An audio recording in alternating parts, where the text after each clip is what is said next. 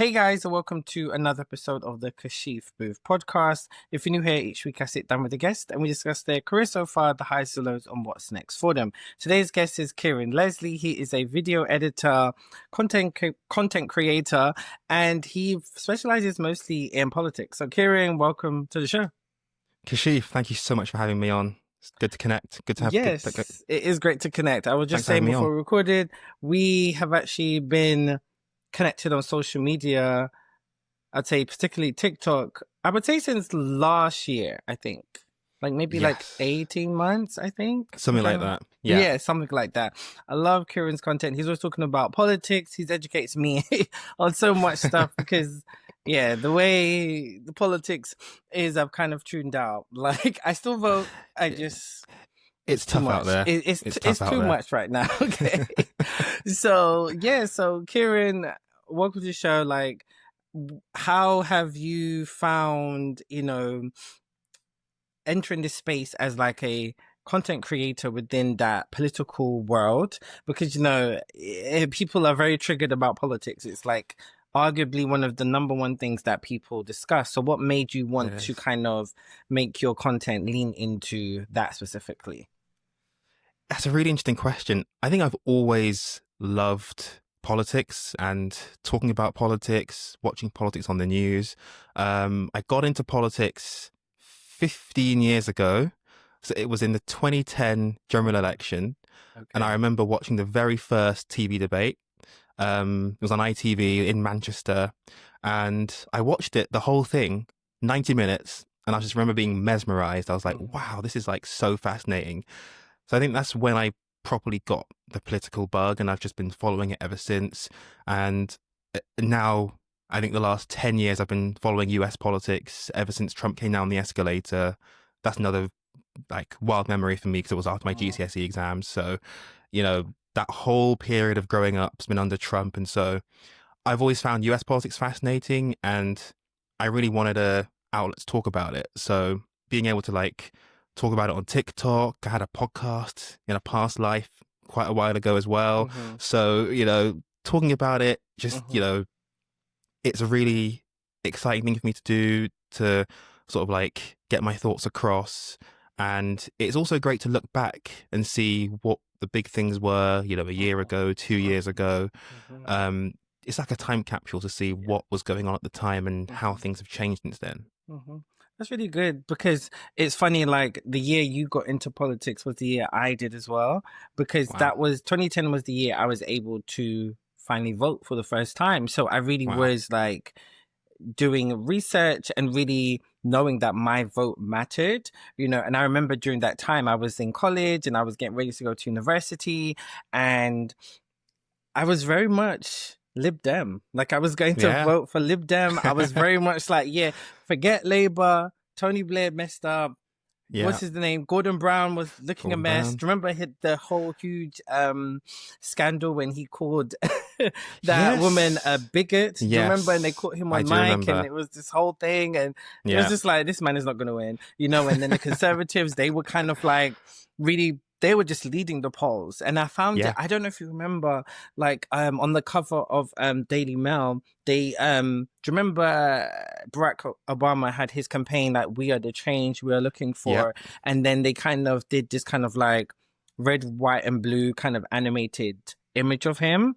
I remember they did the exact same thing with David Cameron, and I was like, what are you guys doing? Like, this is ridiculous. And it just really was crazy. And I think I remember one of my college tutors were like, look, if you don't vote for Labour, they're gonna hike the university fees. So that just was like, what? So I just was like, no Lib Dem, but I was very, very like close. And I think when you look back at that time, that's why it became a coalition government, because so many young people voted for Lib Dem and then they felt betrayed when they still hiked the university fees, And so it was such a great time for me. I did end up voting for Labour that year, and a lot of my friends that year also were protesting, remember there was a lot of protests, and they just kind of, and that's what made me really understand the media industry and the narratives that they push out there in terms of the political climate, because they were saying they were being rowdy and disruptive, but then my friends who were on the ground,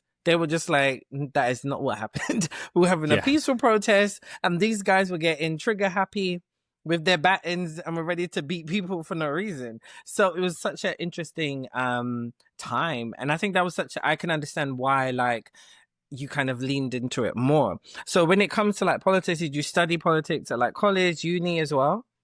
I did. So I Okay. studied politics for my undergrad at the Mm-hmm. University of Leicester, Okay. which was really fun, great Mm-hmm. course.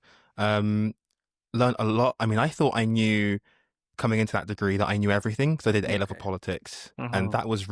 that was like the foundations of my like coming to loving politics. I always say that like sixth form was an amazing time in my life. I loved it. And my politics teachers in particular, Mm-hmm. um, they saw the passion that I had for politics and they really lead into it. Okay. So yeah, if it wasn't for my teachers, Mm-hmm. Vicky, Chris, and Dan, I'm going to mention them if they see this one day from City and Islington. I hope they do. If it wasn't for those three people, I wouldn't be where I Mm-hmm. am now. So Okay. I thought I knew everything about politics at A level, but then you go to uni and it's like, whoa, Mm-hmm. like there's philosophy, there's like political science, the Mm-hmm. data that's involved in politics, so Mm-hmm. much. Mm-hmm. But I learned a lot there, loved politics there. And then after uni, wasn't sure what I wanted to do. I'd always thought about journalism, broadcasting. I'd always loved watching the news growing up. So I applied to do a master's in broadcast journalism and I got a place. So I did that at City University. And I finished that course 3 years ago. And that was incredible. Very intense course. You're Mm-hmm. not for the faint-hearted, but I absolutely, learnt a lot there as well. And I think that's where I was able to really like hone in my love for video in particular. Mm-hmm. And I learned how to professionally video edit. I'd done it before as a hobby, but professionally was able to learn there. Mm-hmm. So I think working in, I think learning about journalism and broadcasting, I was able to like cover a lot of political stories and I was able to sort of like learn the broadcast aspects, TV, radio, and sort of fuse them together. So I Mm-hmm. think that was a really like important part of my growing up, definitely. Love that. Did you ever consider becoming a politician at one point? No. This is everyone asks this question.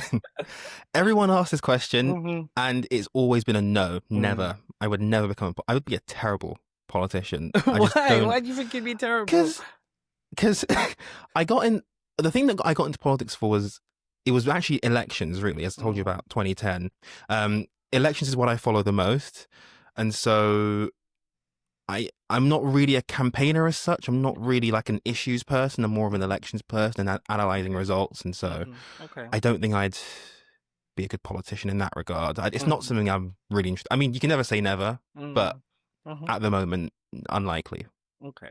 But as a video editor, what kind of stuff do you edit? Do you mainly do like broadcast journalism type news, or do you do scripted documentary? Tell me about your editing career. Yeah, so at the moment, I work for a production company called Goalhanger. So they are the UK's largest independent podcast producer, Amazing. the Okay. biggest producer outside the US as Oh, well. wow. Okay. So we make all of the Rest Is shows. So if you've heard of the Rest Is Politics, the Rest Is Okay. Okay. History. So Mm-hmm. I work on a few of those shows. Okay. So it's pretty much two Mm-hmm. or three big names in the media. They come together, talk about Okay. whatever their subject is. Mm-hmm. So I'm usually editing those Okay. podcast episodes for Okay. YouTube, Mm-hmm. and then we'll do clips for social media as well. Right. And Right. that's Right. been Right. so much fun. Okay. Um, yeah, love it. That's really cool. So, would you ever produce? Like, would you ever like move into producing? Oof. It's not something I've really ever thought about, to be honest. I just Okay. love the video side of things. Yeah. Yeah. Yeah. I mean, if I wanted to, I trained to be a producer, so I could, but it's not Mm-hmm. really something I desire. Right. I just love Okay. Mm-hmm. editing, making Mm-hmm. stuff is my Or real even hosting. passion. I know you've had a podcast in the past. Like, would you ever Yeah. consider hosting again? Like, talking about obviously politics and stuff like that. Would you ever consider doing that? Because you have Yeah. such great opinions. I love the content you do. So, like, and I learned so much. So, Yeah. would you ever do that again? Down the line, I think so, Okay. but not Mm-hmm. at the moment. But down the line, and Mm-hmm. yeah, I'd love to explore that again. Okay. Yeah, trying to come up with some formats that would Mm-hmm. work and be unique to Yeah. me. So Mm-hmm. that's a down the line thing. But of Yeah, course, yeah, I'd love yeah. to. I mean, I talk about it now. So yeah, Hmm. No, I understand. I think podcasting is such an oversaturated market, but so is everything. yeah, I don't think anybody does original type of content. Everybody just kind of does what they want to do, yeah, essentially. But I love that. It's really good to hear like the type of editing you do, and it's very like people don't understand. It's a very like quick turnaround. You have to be a quick thinker as well, because yeah, I've done content producing for like films and stuff like that in the past, and not just even like okay, like editing it for social media, but literally having to come up with the whole campaigns and everything to yeah. promote a film, especially when there's no budget at all. So it can take a while, and you have to be really quick on your feet. And Exactly. and the thing is, what people don't realize is that all of the execs are coming to you. They're like, so what are we going to do? And you're like, oh, well, okay, well, we do this, the A, B, C, D. So that's Yeah, really cool. So do you ever find yourself like, are you ever in the moment of like doing breaking news? Like, what if they're like in the middle of yes. recording and then something comes up and it's like, okay, we need Oh to yeah, quickly do something. Like, have you had that?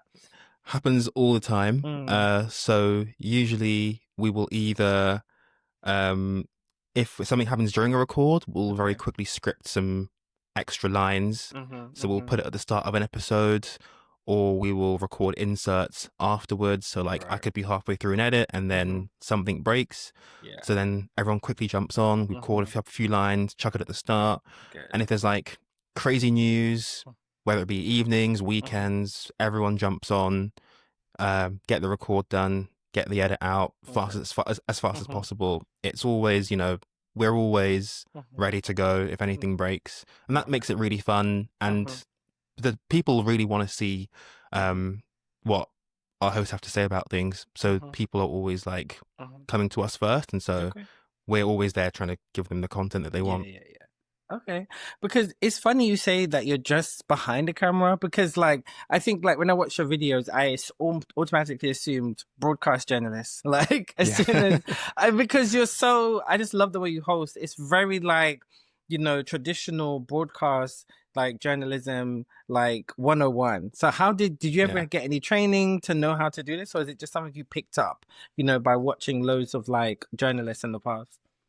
Yeah, it's a bit of both. Mm-hmm. So, before I did my masters, when I do videos on YouTube, TikTok, you sort Mm-hmm. of develop a style of Okay. how you talk. It's just Uh-huh. something that comes naturally. You talk Mhm. in front of a camera for hours and hours. You Mm. naturally find your own pace, your own cadence, and that sort of thing. Mhm. But then when you go and study broadcast journalism, you then actually get taught how to Right. do, how Okay. to present. You get voice Mhm. training. Okay. So you get a lot of Mhm. techniques about how you can better Mhm. articulate, how you can look more presentable. Okay. So you get taught all these things, and so I Mm. just mesh them together. Okay, that's interesting. Okay, only I'm saying it's interesting because I'm starting in masters next month in like international film production, and I want to do like a masters next year Yeah. in media and psychology. So now I'm thinking, do I want to do this now? Because I'd love to kind of Yeah. probably do more in terms of hosting and stuff like that. Because I love the podcast that I do, but it'd be cool to Yeah. just like get more formal training as well. I'm a nerd, so I like to learn and develop my Of skills, and there's course. so many different things that I want to do. So that's really cool. I like to hear that. That's really great.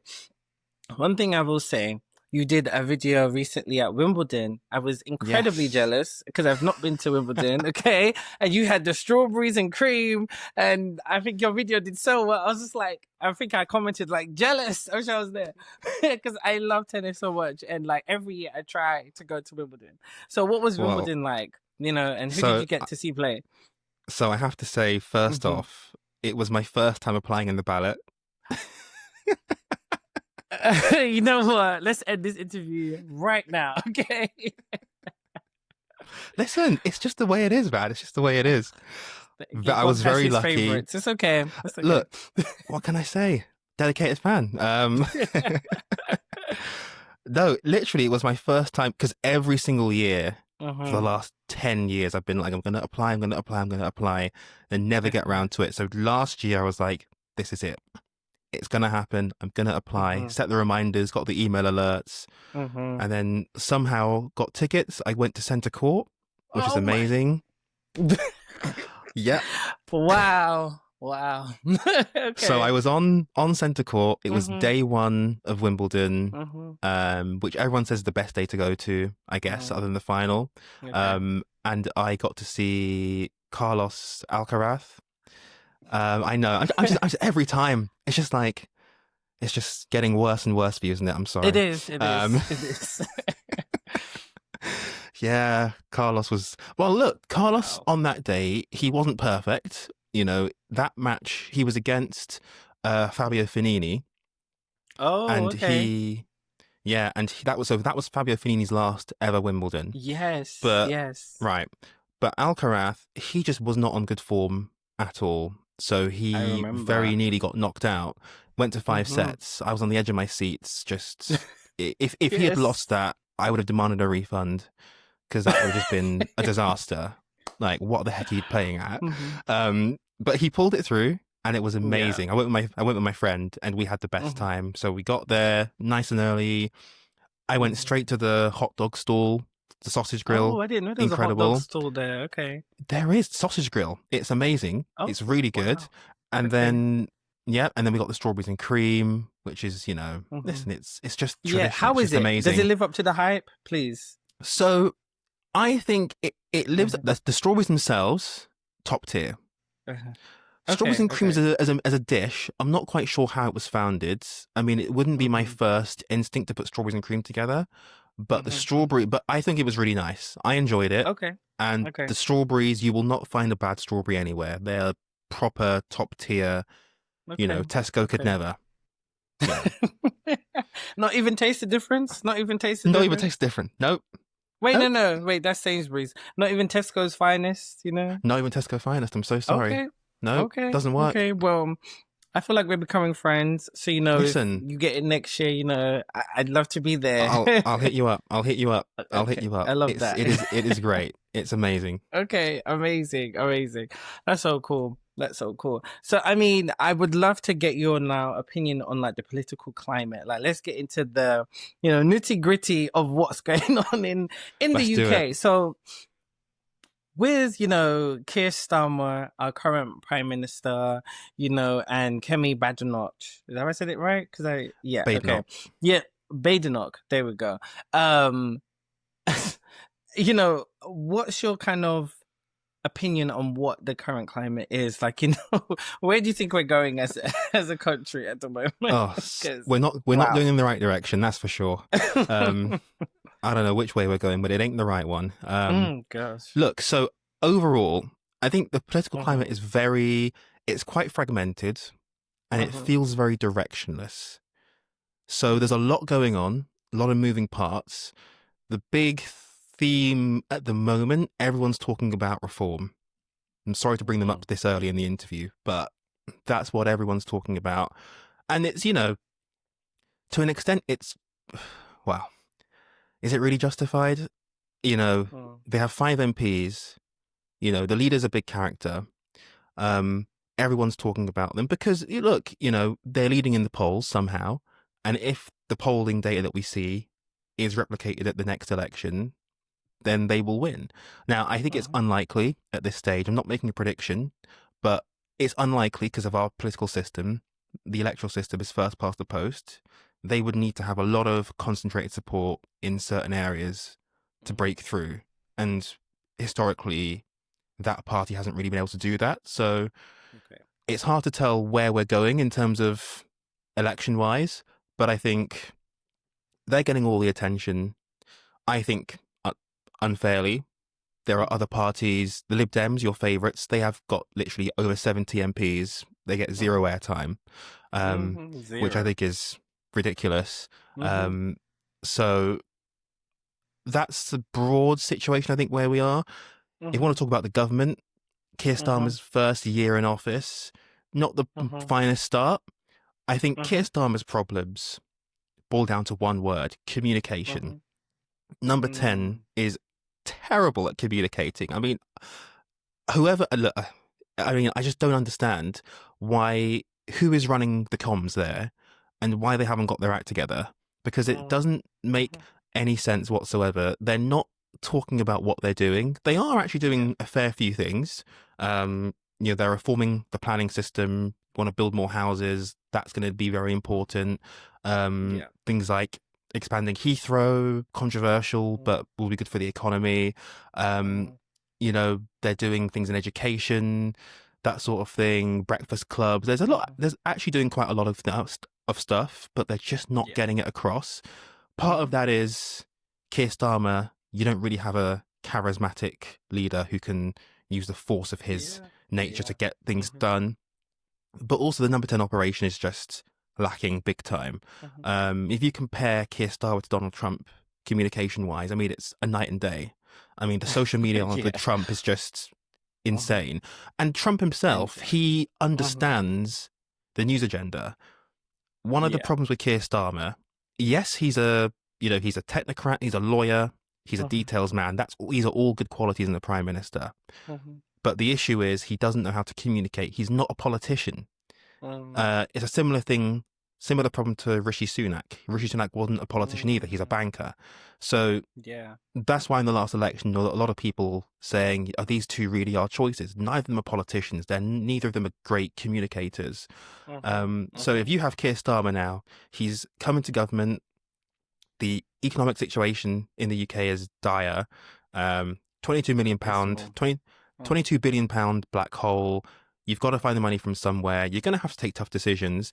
If you Mm-hmm. had a very charismatic leader coming in, rallying the troops, getting the country ready for what's coming, they'd be able to do a lot of the controversial stuff that Starmer wants to do and has Mm-hmm. tried to do, but they'd be able to use their force of nature to get it done. There were a lot of controversial things: winter fuel allowance, welfare reform, Yeah. things that are very controversial, but one could argue are necessary to get the finances back on track. It's a very difficult thing to talk about, but Mm-hmm. you've got to get the economy back on track.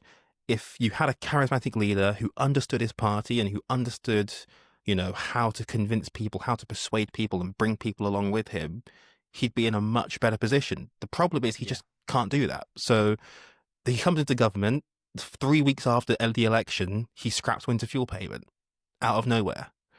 It's like, it's like that in itself is crazy to do that 3 weeks after the election. It wasn't in the manifesto. So you've caught people off guard and you now have the impression that you're attacking old people. A charismatic leader like Tony Blair, he probably wouldn't have done that in the first place. But even if he did, there is an argument that you could use to justify it. You can say, Mm-hmm. this is the greatest generation. They were the best off.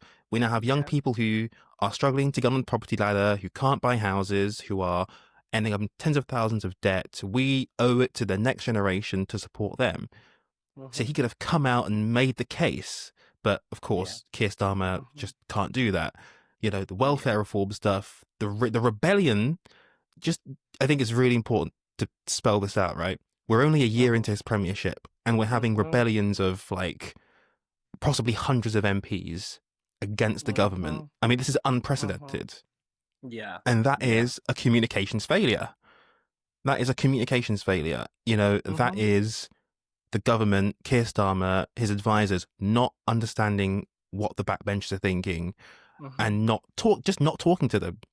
And so Yeah. that's why you end up with Keir Starmer in Europe somewhere dealing with foreign affairs where he's been very strong Mm-hmm. on, but back home he's got trouble and and Downing Street just hasn't got a plan to deal with Yeah. it. So you just Mm-hmm. need someone with a bit more, you know, energy to be able to bring people Yeah. along with him. Mm-hmm. And that was always my issue with him leading up to this election. I just felt like he consistently talks in circles. Yeah. He talks in circles and it's just like, okay, so what is your manifesto? What do you actually want here? The only reason why I voted for Labour was because we needed to get Boris and all them lot out. Okay, it was just Yeah. done. Okay, Rishi Sunak, all that, they had to go. They were just doing a mess. They should Yeah. have been gone ages ago, right? But who else was I supposed to vote for? The political leader of Lib Dem at the time, can't remember her name. It's gone from my head. She was a mess as well. So it's just like, you're kind of it's like out of all of the evils, who are you going to vote for? You have to try and Yeah. choose one, basically, you know. Yeah.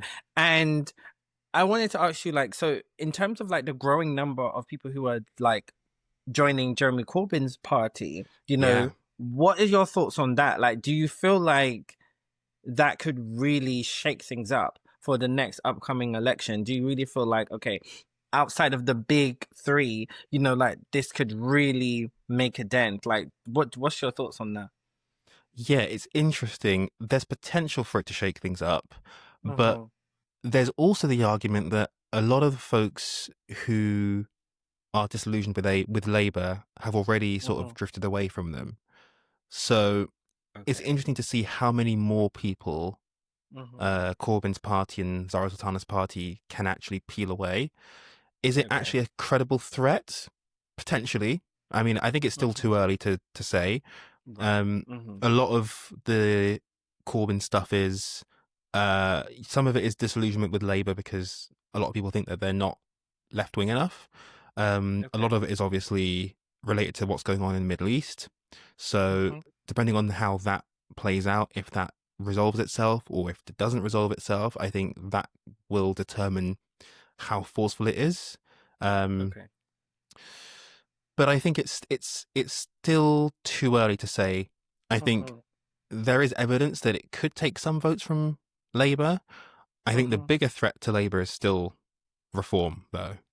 Um, Okay. I think at the moment, as things stand, but obviously, if you're Uh-huh. Keir Starmer, you don't really want to be having extremes in the left and the right pulling at you. So Right. that's not ideal for Uh-huh. Starmer, obviously. But Right. I think on Corbyn, we shall see. I mean, the launch of the Mm. new party hasn't gone particularly well. Uh-huh. They haven't got a name yet, so I think Yeah, that's what I was I like. think Everyone's joining, but I don't know what it's called. Like, you know. yeah. Like, what are we Okay. signing up Okay. for? Like, Exactly. Exactly. But I wanted to ask you that because I'm just like the numbers are just mad, and I'm just like, yeah. wow, you know. But do you feel like the UK would have something like that? What would completely blow it out the water? Where like outside of Conservatives, Labour, and Lib Dem, like a party like that becoming, you know, having the most seats in government. Like, do you think that could ever happen? Like, what do you think? It will take a lot for it to happen. It definitely Mm-hmm. could. There's a lot of appetite Mm-hmm. for it, clearly. Yeah. So it Mm-hmm. definitely could happen. But Okay. I think going back to what I said earlier about the electoral system, you would need a Mm-hmm. lot of people in concentrated in certain areas to have that Mm-hmm. breakthrough. Yeah. Mm-hmm. Because of the electoral system, first past the post, you don't need a Mm-hmm. majority of the votes in a constituency to win. You just need the most number of Mm-hmm. votes. Mm-hmm. So you would need Yeah. in 300 constituencies, 326 to be Right. precise, you would need Mm-hmm. the most number of people to vote for this third party or fourth party or whatever. Mm. Then you'd have the most impact. But if you only have a Yeah. small number of people spread Mm-hmm. across the country, it doesn't Yeah. work that way. Mm-hmm. It wouldn't be able to Of translate into course. many seats. Mm-hmm. Mm-hmm. So the big example from 2015, every A-level politics student knows the statistic off by heart. 2015 election, UKIP wins 3.8 million votes, but only gets one MP. Yes. I remember Compared that. to Mm-hmm. compared to in Scotland, the SNP only got about a million votes, Mm-hmm. and yet they had a near clean sweep in Scotland, Mm. just because of how Right. the electoral system works. So Yeah. for a third Mm-hmm. party to come through, it will take a lot. But Mm-hmm. but even if a third party were to take 15, 20 seats, Mm-hmm. in a hung parliament scenario, that's a lot. Okay. To determine the balance of power. So Mm-hmm. we shouldn't Mm-hmm. underestimate them, but Yeah. Yeah. Yeah. let's be cautious for now. Yeah. That's why I wanted to ask because like you just never know because obviously people are doing the groundwork to make sure that they do cover that because eventually that is going to happen potentially because we can never say never essentially. But do you feel like the electoral part of the election is outdated because like in Mm. America that is very very Oh important. It's yes. like how Hillary Clinton won the popular vote, but then Trump won the electoral vote. So like, do you feel like it would ever be overturned where that's no longer included, or do you feel like it's just always going to be there? What's your thoughts on that? I'm skeptical about it ever changing. So Mm-hmm. there actually was a referendum on this in Mm-hmm. 2011. Mm-hmm. So one of the conditions for the Lib Dems entering coalition was that there'd be a referendum on electoral reform. Mm-hmm. And it happened in 2011. There was a referendum on whether the UK should switch to alternative vote, Okay. um, which is sort of a more proportional system. I think you select preferences instead of just picking one candidate. Okay. But it was overwhelmingly rejected. So Mm. Okay. obviously that was a very different Interesting. time in politics. You Yeah, yeah, didn't yeah. have the extreme fragmentation that we do now. No. But I'm skeptical because, of course, if you win an election under first past the post, you're Mm-hmm. not going to want to change the system because this is how you've won. Justin Yeah. Trudeau, when he won in Canada in 2015, in the manifesto, he said he would abolish first past the post. And then I Mm-hmm. think about 2 years later, he then rode back on that and said, no, we're not going to abolish first past the post. Of course. So, Okay. you know, you win elections on that system, you're not going to Okay. overturn it. Mm-hmm. So Mm-hmm. I highly doubt it. There's a reason Mm-hmm. neither Labour nor the Tories have called for it Yeah. because they both win under that system. The Tories win a lot Mm-hmm. more. Um, Mm-hmm. they are, they are the masters usually at winning elections. They're not going to want the reform. But Labour, when they win Mm-hmm. elections, they tend to win big, as we saw in Yeah. 2024 and 1997. So Yeah, even it's though true. Labour doesn't win as much, it's not in Labour's interest to change the system because when Mm-hmm. it wins big. So Yeah. That's I very, don't very see it true. ever. I don't see it ever changing. And also, Mm-hmm. first past the post, it does have its advantages. Um, Mm-hmm. so I think as things stand now, even the reform's doing quite well in the polls, the system keeps it out, Mm-hmm. which is only a good thing for our country. And it also produces majority governments, which should, in Okay. theory, be a lot more stable than having coalitions. Um, Okay. Whether that's true or not in this day and age, we'll have to see. But generally speaking, if you have a majority government, you get more done, there's more stability. So I do think there are arguments for first past the post, and it benefits both sides. So I don't think they're going to Right. get rid of it. Okay. Okay. That's interesting. But we'll see. We'll see. But things I'm are very very. skeptical. It's yeah. I totally understand. But I just wanted to know because like people keep talking about it, but it's just like when whoever's in the government, Labour, Conservatives, as soon as they start getting bad press, all of a sudden there's conversations about getting rid of TV license. Like they start doing things like that all the time. So it's like, please, you're Yeah, never getting rid of that. Stop no, trying to be like, yeah, yeah, you're gonna we know not you're going to not. happen. So just forget it. We know you're not. But I did want to get your opinion on like the whole Diane Abbott situation, and I can Mm, say situations plural because I feel like yes. ever since she's become the Labour MP back in the 80s, right? It's like there's not a year that goes by that she's not in some sort of controversy Yeah. or facing some sort of backlash, or sometimes unwarranted, like, and obviously the most recent thing was her being suspended because she basically doubled down on her comments about, what Yeah. Jewish people face, and it's obviously a split kind of either for or against, right?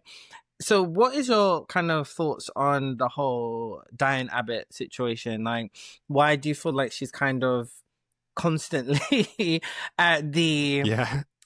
I'm trying to think, she's always got fire sticks at her every year. At least once a year, something's going down. Wasn't it last year where that guy said that he wanted to Yes. shoot her?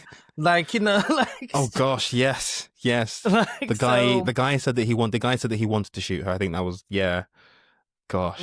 Yeah. Yeah, it's just like so. It's What's your thoughts on it? Like, why do you think this consistently happens? I mean, yes, she says yeah. some controversial things. However, it's just like, damn. Like, do you remember that time when she was drinking gin and coke from the Yes. M&S can, and they would like I blow in a remember. fuse? Like, come on, it's just the damn gin and tonic from M&S. Like, please, Yeah. that probably has like 0.5% alcohol in it. Like, please, Exactly. So Yeah. I don't know.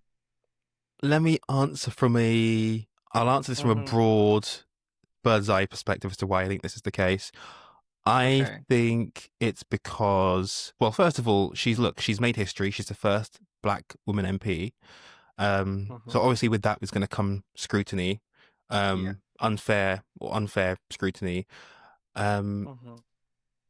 Look, she is someone who doesn't necessarily fit the mold. She doesn't play by Mm-hmm. Westminster's rules. So naturally, you're going to get more attention from that. You're going to be attracting more scrutiny. Obviously, Mm-hmm. a lot of the reporting very clearly racist. Mm-hmm. Um, Countless examples of that. Um, the comments last year from that, I think, Tory donor who said that he wanted Mm-hmm. to, he wishes he was wishing bad things on her. Let's put it that way.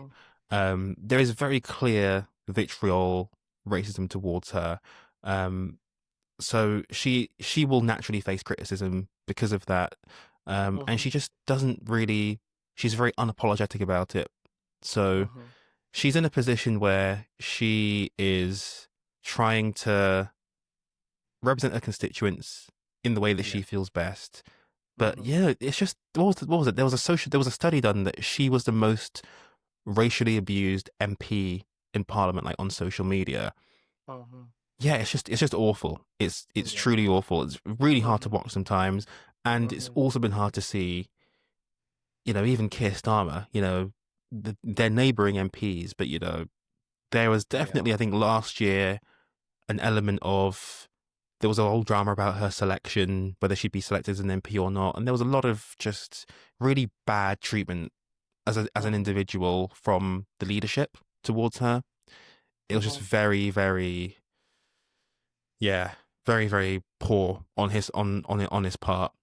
She's the mother of the house now, one of the longest serving MPs. Literally. Yeah, yeah, Almost 40 years, I think, right? yeah, nearly 40 years. So speaking of black women in politics, we have our brilliant, I say that sarcastically, conservative leader, and she's been in the press a lot this week, God, out yeah, of us recording this interview, saying that she doesn't identify as Nigerian and coming up with all sorts of stuff. So I've seen different kind of arguments. I feel like some people are saying that, Kemi is making a mockery of herself. Like they're not laughing with her, they're laughing at her, they're using her as this prop, and what's your thoughts on this tactic, on what she's doing? Because I've noticed that this of late, you can correct me or confirm if you think it's true. I feel like because they've had POC people of like the political leaders, of conservative government, I've noticed when they aren't getting good press or if they aren't getting good polling numbers or whatever, right? They start to kind of sidetrack into other things. I remember like Rishi Sunak was supposed to be talking about why is so many people unhomed? The economy is falling. Why is everything, the cost of living crisis rising? He's up there talking about being forced to deal with trans people and we're being forced to, mm, identify. I was just like, what does this have to do with anything?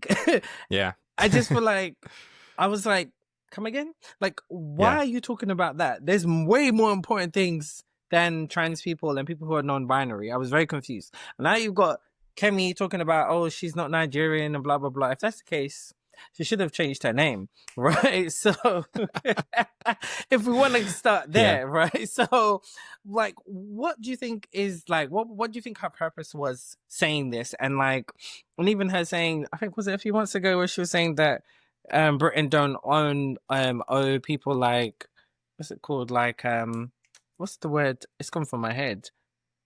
Where they're saying you pay back for slavery. The word's gone from my head. Reparations. That's it, reparations. Like, what's your thoughts behind that? Like, why do you think she's doing this? And do you think this is even helping her? So, is it helping her? I'll answer that first. As things Mm-hmm. stand, I don't think it's particularly helping her. Mm-hmm. I think it's drawing more ridicule than anything, and her poll numbers are Mm-hmm. not going up at all. So Yeah. I don't think it's helping her at the moment. What I will say though, I think this whole thing about, she doesn't consider herself Nigerian and she uh, snitched on the kid who cheated in the exam and that sort of thing. Mm-hmm. I think this is Oh all just part of, yes. right. Mm-hmm. I just think it's all part of her brand. I think Mm-hmm. this is who she wants to portray herself as. Mm-hmm. You know, I think I was listening to the News Agents podcast the other day, and I think one of the hosts said, her rudeness is her brand, her rudeness, her Yes. bluntness, her sort of, personality. I think this is what she's trying to convey. So in a Mm-hmm. way, I don't want to say authentic, but I think this is what she wants to portray. I don't think she Mm-hmm. wants to be portrayed Mm-hmm. as a nice person necessarily. I think she wants to be portrayed as someone who is direct. She famously does not like journalists at all. Mm-hmm. She got into a fight with, I think, a journalist from the Huffington Post, I believe it was, Mm-hmm. over some reporting that was done. She does not like journalists. She does not like the media. She doesn't talk to Mm-hmm. journalists. A lot of the journalists in the lobby say, she's Mm-hmm. not very accessible. This is her brand. Um, Mm-hmm. is it trying to maybe appeal to a certain audience? There obviously is going to be some of that. Mm-hmm. Maybe she's trying to, you know, maybe dumb down who she really is and trying to appeal Mm-hmm. to, a conservative audience, who is not as, ethnically diverse. Okay. Maybe that's part of it as to why she says she's not Okay. Nigerian. I've not Mm-hmm. had a detailed look at whether she has any actual beef with the Nigerian government, if that's why that's part of it. But I have no idea. Yeah, I mean, yeah, yeah. but I genuinely think this is who she is and this Mm-hmm. is her brand. But Okay. I don't think it's being received particularly well at the moment. Mm-hmm. Mm-hmm. Um, Mm-hmm. I never, Rishi Sunak, when he was prime minister, I never got the impression he was trying to dumb down who he was. He was always talking about No. being into, he was very comfortable with who he was and his Yeah. identity. Yeah. And he'd always say he's proud to be British, but he's also proud to be, Yeah. of Indian heritage. And he's talking about his Mm-hmm. family all the time. And yeah, but with Kemi, it seems to be very different. So, Mm-hmm. but I think this is her brand. This is her brand. This is what she's trying to Yeah. portray.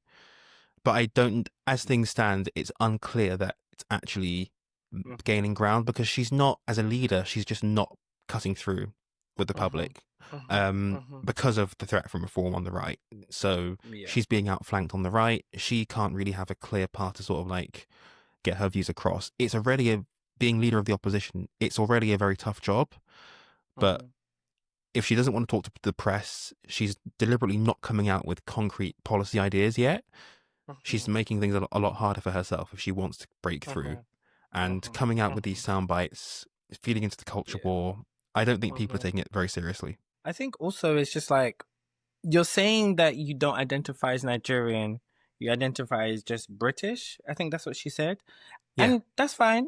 But I feel like for me, as somebody who's black, right, I don't identify myself as British. I identify myself as Black British because I feel like it's a whole different type of culture, right? yeah, And so I'm Black British by way of Jamaica. So it's just like, okay, so that's how I define myself. You're defining yourself as British. So when yeah, you're saying that, it comes across as you saying that I am identifying to white British culture because that's just what it is. And some people may look, well, okay, your name's Kemi, you are only ever seen in braids, which is very, very black. Okay, so it's like, why have we not seen you with your natural hair? Did you say you're from your Jamaican heritage? Yes. Mm-hmm. So I'm also Jamaican. So I would Okay. always say Mm-hmm. that I'm Black British. I identify as Black British, but my parents are Jamaican, and Mm-hmm. I'm proud to own that.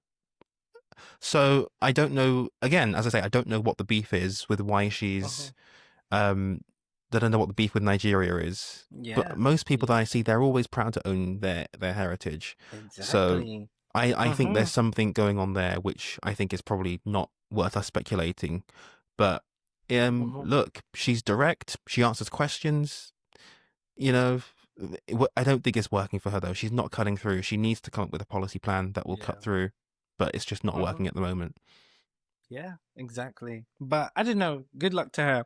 But do you think there's some sort of agenda with like the conservative government making like, two political leaders people of color? Because there Yeah, was a fair assessment that, okay, Labour is supposed to be for the working man, right? yeah, But yet they have not had a person of color be the head of the political party, but the conservatives who aren't yeah, for the working man, they have had Asian man, you've got like the foreign secretary, like being an Asian woman, like you've had, so Priti Patel, Suella Benjamin, that's her name, Yeah. I think. Yeah, like Suella Kemi Braverman. now, like, so they're showing much more diversity, Yes. and so they're kind of showing like, That well, is. we are for the people, we're for everybody. So in a way, it kind of really does kind of make Labour look very hypocritical, and the way they treat Diana Abbott, for example, and stuff like that. Yeah. So what's your kind of thoughts on that as well?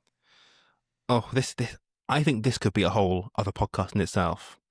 Because I think this I find this fascinating. This particular Mm-hmm. question is fascinating. This is a whole other podcast. I think Mm-hmm. it's very interesting. I think this what your question is. It cuts across several different things. It Mm-hmm. cuts across race. It cuts across race. It cuts across gender, and it cuts across class. I think this intersection is fascinating. So why have the Mm-hmm. Conservatives had more? Have they've had a um, prime minister of Indian heritage in Rishi Sunak, and why have they had so many um, government officials in the top jobs, ethnic minorities? I think it's a class issue, and I Mm-hmm. think it's this is so interesting. This is so fascinating. Mm-hmm. I think it's because in the Conservative Party there is more of an emphasis on meritocracy. Um, that's a very it's contested as to whether meritocracy is even a thing, but I do think if you look at what the Conservatives are more interested in, they're more interested in people who they're bright. They want people who are educated. They want people who are like at the top of their fields to come in Mm-hmm. and just Mm-hmm. do their best. Um, I think there's a thing of, I think, Rishi Sunak, he may be of an ethnic minority, he may be of Indian heritage, but he comes from a very rich background. His wife is, Mm-hmm. super rich because I think his Mm-hmm. father-in-law owns one of the big Indian tech companies. So, Okay. Rishi Sunak, he went to Winchester College, Mm-hmm. he went to Mm-hmm. Oxbridge, he is privately educated, he is in the top you know, top, Mm-hmm. tier of society. Mm-hmm. Um, you know, people like Priti Patel, Suella Braverman. I'm not sure if they went to private schools. Mm-hmm. I would assume that they did. I need to double check that. Mm-hmm. But I think it's a class thing. Mm-hmm. So a black British middle class person would probably have a good chance of being prime minister if they were in the Conservative Party, for example, or as you saw Rishi Sunak, a middle Mm-hmm. class, upper class person who's of Indian heritage, South Asian heritage. It's the class thing, I think, is the key thing. In Mm-hmm. Labour is Labour's not even had a full time female leader, Yeah, let alone a minority. exactly. Mm-hmm. Um, and it's bizarre as to why that's the Mm-hmm. case. This is not me praising the Conservatives and saying Labour's bad. It's just it's a really fascinating observation. I Mm-hmm. think when you get into things of like meritocracy, what the Conservative Party values, they value their number one value is winning. Their number one value is winning. Their number one value is staying in power. Mm-hmm. Um, and anyone that gets them to that goal, they will take. Obviously, racism is a problem in the Conservative Party. Islamophobia, in particular, a few years ago was a big problem. Just like how you have anti-Semitism in the Labour Party. So racism Mm-hmm. is an issue in both parties, but Mm-hmm. your race is less of a barrier to the top in the Conservative Party than it is in the Labour Party. And in fact, in the Labour Party, the big barrier is your gender.